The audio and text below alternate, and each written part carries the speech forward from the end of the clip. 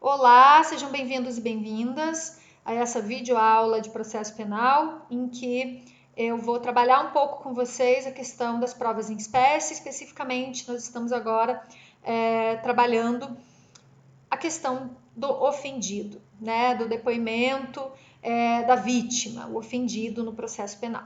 Então, eu vou trabalhar um pouquinho com vocês questões técnicas e formais desse meio de prova e também trabalhar algumas reflexões críticas a respeito do que possa ser considerado como uma valoração cuidadosa desse meio de prova, que é um meio de prova com alguns problemas, como vocês podem imaginar. Estamos aqui diante sempre de tentar entender e desenhar nessas questões problemáticas relativas a alguns meios de prova específicos. Bom, então vamos lá, né, gente?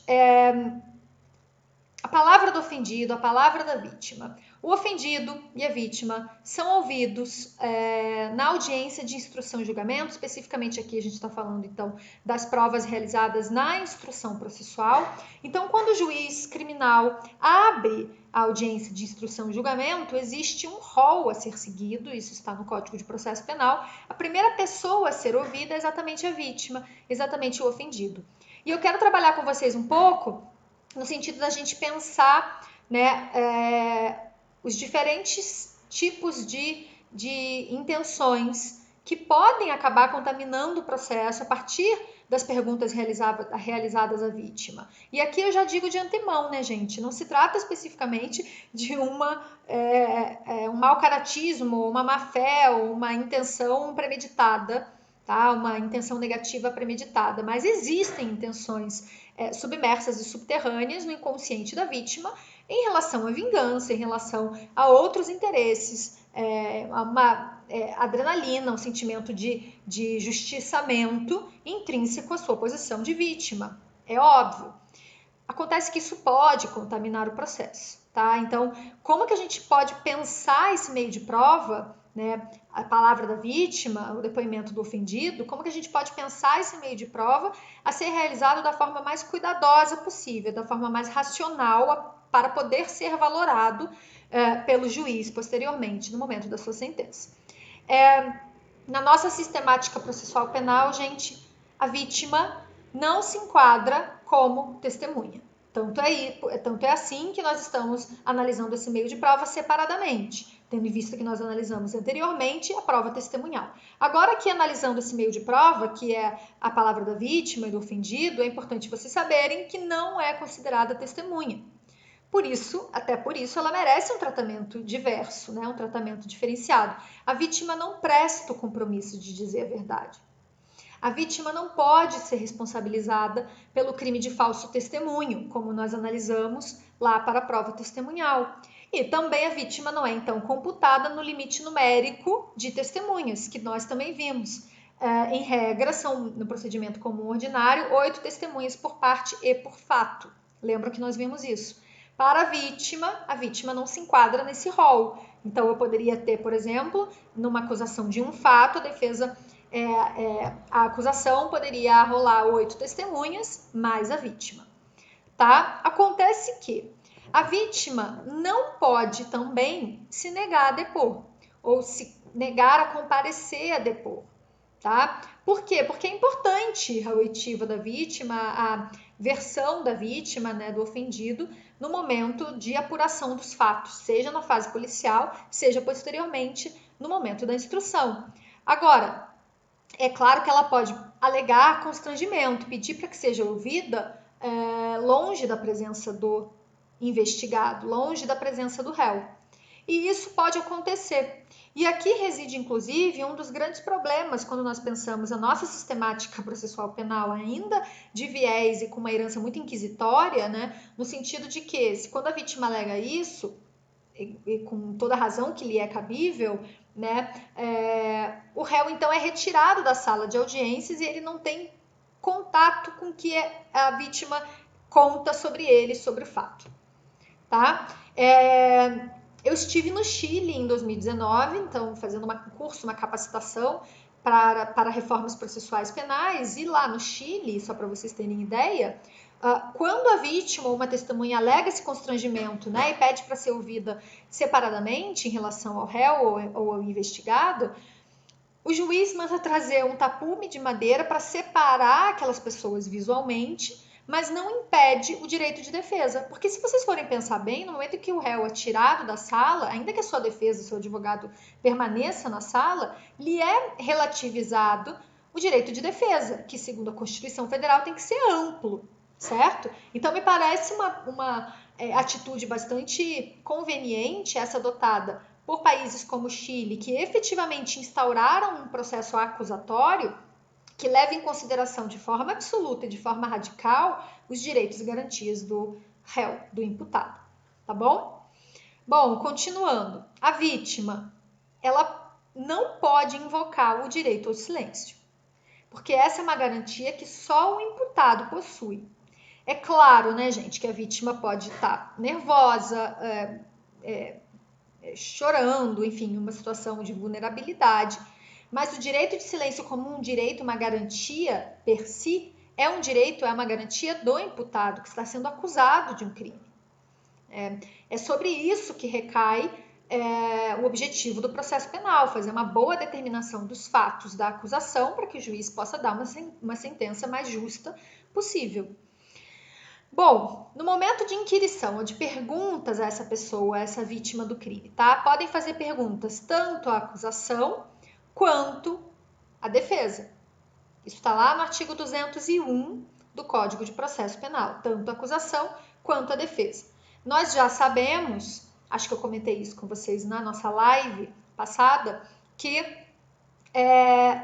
com a reforma processual penal de 2011, nós temos a mudança, né, que ainda não tenha se realizado na prática, mas uma mudança no sentido de que quem faz as perguntas são as partes. Quem faz as perguntas, prioritariamente, são as partes e não o juiz. O juiz faz perguntas se ao final lhe restou alguma dúvida. Quando eu tenho um juiz fazendo inquirição, pergunta por parte do juiz, ele tem esse protagonismo de fazer perguntas, isso também viola o sistema acusatório de processo. Por isso é recomendável, segundo consta no artigo 212 do CPP, se não me engano, é o 212, que quem faz as perguntas são as partes, tá?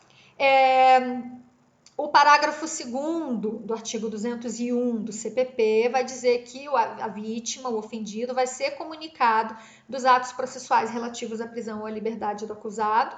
Tá? Isso também é uma inovação numa das últimas reformas parciais. Né? Antes essa comunicação não existia, agora essa comunicação existe. O ofendido ainda, ele pode se habilitar contratando um advogado, né? Pode se habilitar como assistente de acusação. Ele pode se habilitar como assistente de acusação. O grande inconveniente, né, talvez disso, seja que há um aguçamento, seja no sentido de que há um aguçamento, é possível se perceber esse aguçamento de eventuais sinais de vingança. Né? Então a gente tem aí uma acusação sendo inflada, realizada em casos de crime de ação penal pública pelo MP, que é o órgão titular, mais o assistente de acusação, tá? Mais o assistente de acusação pago pela defesa, pago pelo ofendido, pago pela vítima, tá? Continuando. Tenho a impressão, né, gente, de que a maior problemática que nós devemos agora refletir a respeito da palavra da vítima é exatamente o valor probatório da palavra da vítima, né? Vocês já sabem, porque em todas as aulas de meios de prova eu relembro a lição da exposição de motivos do CPP, no sentido de que cada meio de prova tem um valor relativo, devendo ser sopesado pelo juiz ao final, no seu conjunto. Tá? Então, o juiz analisa o conjunto probatório, o conjunto de provas e sopesa, né? E dá o valor de acordo com o conjunto. Não existe um valor pré-determinado, mesmo a confissão. É possível que haja uma absolvição de um réu confesso quando todo o restante do conjunto probatório é contrário, é contraditório àquela confissão. Muito bem. Então, como que a gente deve pensar criticamente, né, o valor probatório da palavra da vítima? A gente tem que pensar nessa contaminação que pode acontecer, porque faz parte, né, da posição da vítima, né, num caso penal, a gente pode pensar tanto interesses diversos, nos mais diversos sentidos, tanto para beneficiar o acusado por medo, por exemplo, como para prejudicar o inocente, por vingança, por sentimento de justiçamento, uma vez que não se encontrou o suspeito, ou não se encontrou o autor do crime, e a vítima inconscientemente sabe que tem dúvidas em relação àquela pessoa que está sendo apontada, mas ela quer se sentir justiçada.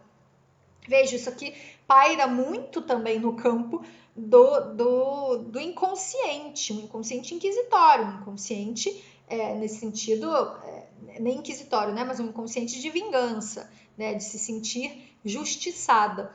Então, existe esse comprometimento, que é um comprometimento material, que em termos processuais pode acabar acarretando depoimentos, uma vez que a vítima não presta compromisso de dizer a verdade, muitas vezes mentirosos ou muitas vezes falsos, né, que não correspondam à realidade.